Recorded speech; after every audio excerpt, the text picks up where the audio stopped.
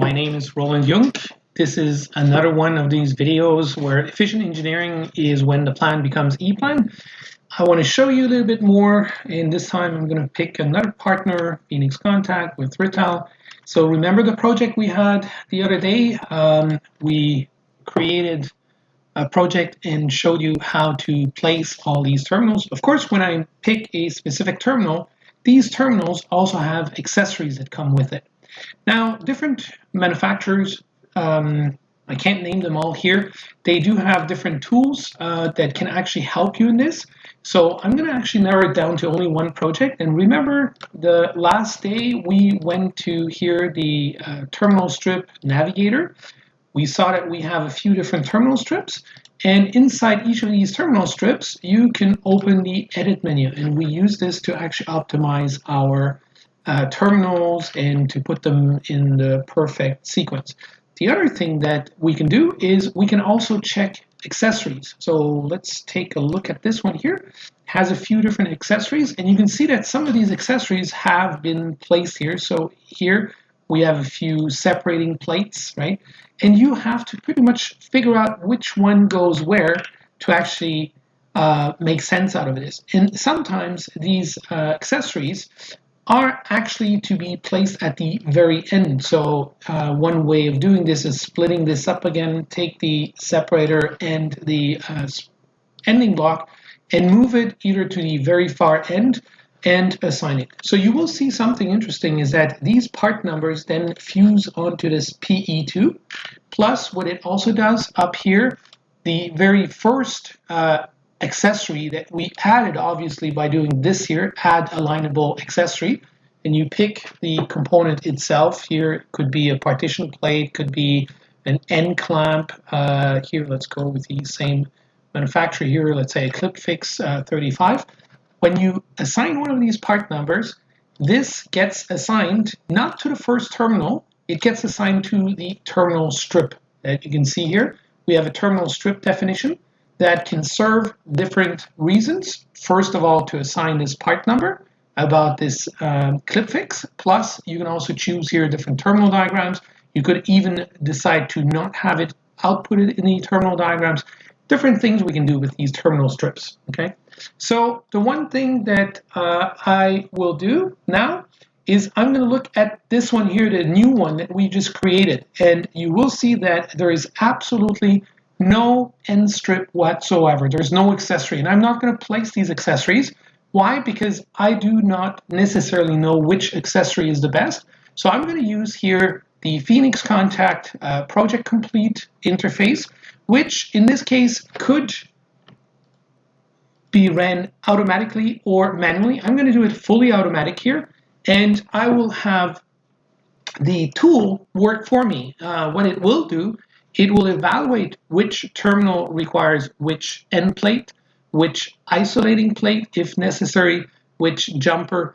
All these decisions are taken in the Phoenix Contact interface tool here called Project Complete.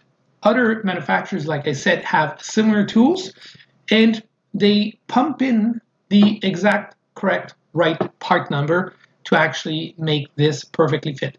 Now, some of these manufacturers even have some extra services where you can take the resulted file, send it to your supplier, and they will actually send you the finished terminal strip as it is. Or you can just use it to fill out the bill of material and then have your people on the shop floor assemble the terminal strip based on the parts that this object or this tool actually picked.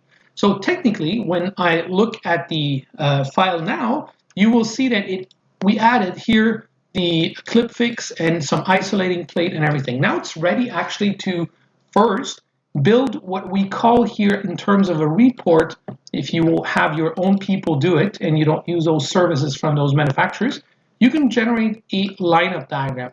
The lineup diagram will basically generate sort of a bill of materials specifically sorted out for that terminal strip, and it's right here. It's called a terminal lineup diagram, and you can actually then look at this terminal lineup diagram and figure out what part number is to be used. It even includes the jumpers, if there are some jumpers, okay?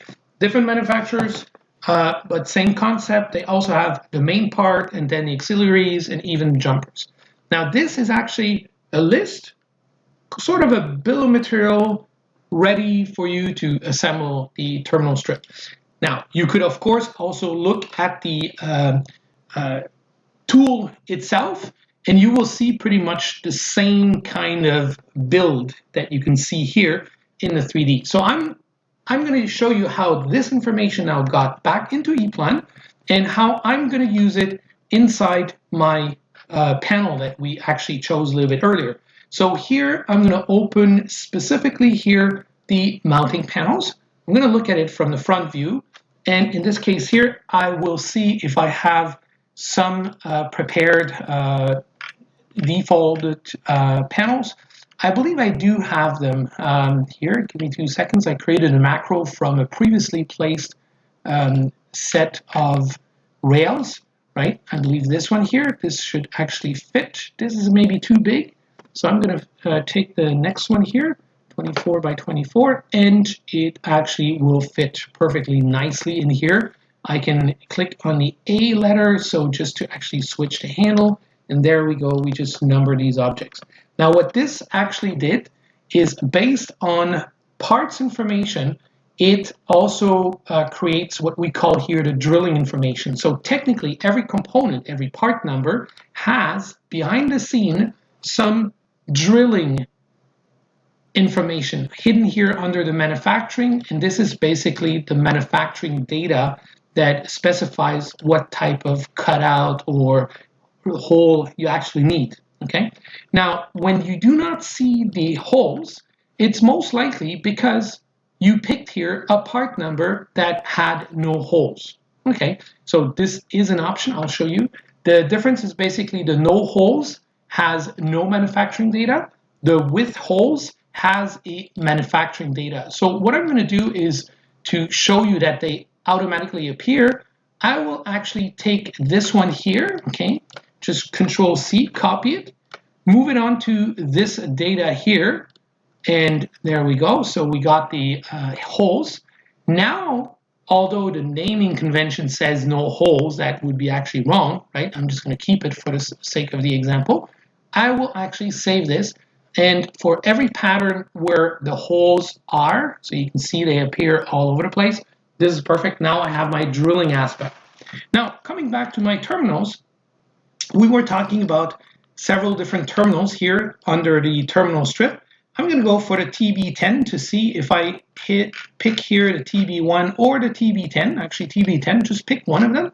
It's going to ask you, do you want to do one? And I just place it. And you will see it actually places all the terminals automatically.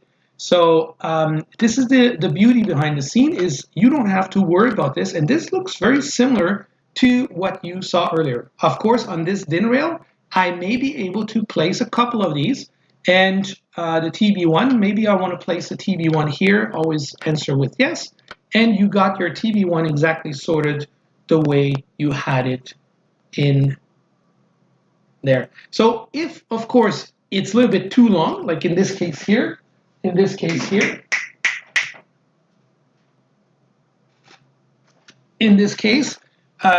we can always undo and, of course, maybe adapt a little bit and say, okay, maybe what could we do? Take this one off, and you'll see it's really, really, really powerful.